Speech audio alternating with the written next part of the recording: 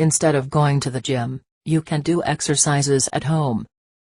This saves you time and money. If you do exercises at least 3 times a week, you will have a more defined body, more energy, and may even lose a few pounds. Even without appliances, you can do many exercises at home. You can do light exercises, or a more intense workout, watching TV for example. Listen to music is also a good way to bring up the motivation.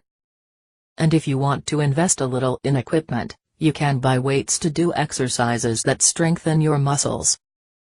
To do exercises on the floor, you can buy a special rug, suitable for exercises. Thus, your body will not be in contact with the frozen ground during your workout. Whether with or without equipment, the most important thing is to start doing the exercises as soon as possible.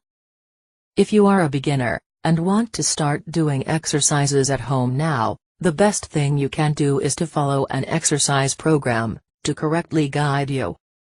I recommend that you access the link in the description, just below this video, and start your exercises now.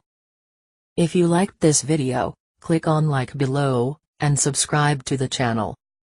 Start your home workout today, and you will see the results very soon. Good luck.